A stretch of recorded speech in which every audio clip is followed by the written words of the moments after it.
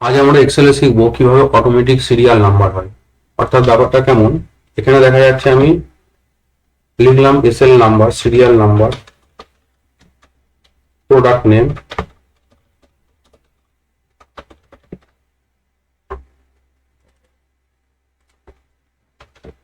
Name, এখানে rate.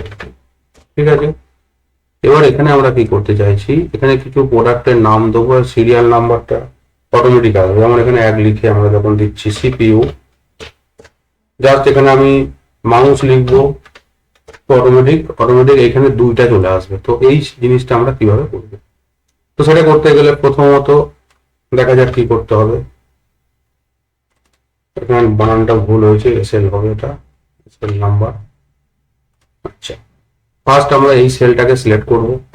এই সেলটাকে select করার পর যে ফর্মুলাটা ইউজ করব, কি ফর্মুলা না, ইকুয়াল টু ইফ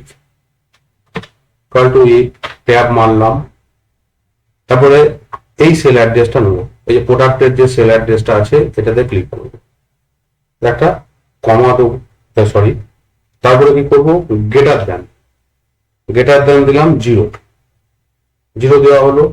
তারপরে কি দেবো, কমা দেওয়ার পর এখানে জাস্ট কি লিখবে না, 1 লিখলাম, কমা।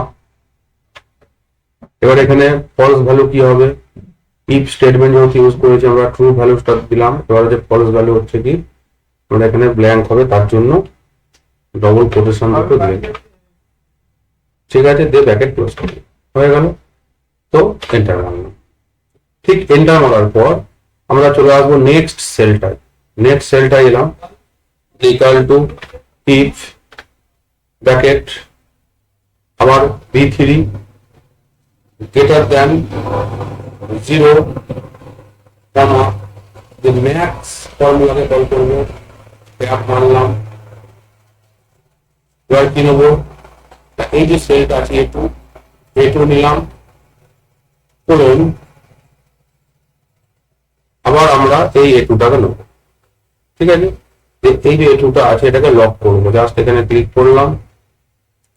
লক করার জন্য কিবোর্ড থেকে F4 কিটা প্রেস করলাম, লক হয়ে গেল।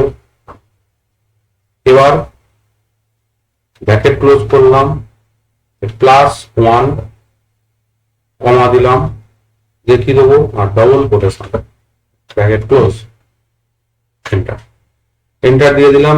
এই যে 2 নম্বর যেটা A3 যে সেলটায় লাস্ট ফর্মুলাটা লিখেছিলাম, এটাকে এখানে ফিল হ্যান্ডেল ধরে ড্রাগ করে দেবো, হয়ে গেল। এবার যখন আমরা এখানে প্রোডাক্টের নাম লিখবো, মাউস লিখে এন্টার মারলাম, 1 হয়ে গেল। সিপিইউ লিখলাম 2, তারপরে কিবোর্ড, এইভাবে পরপর আসতে থাকবে। তাহলে আমি এখানে লিখবো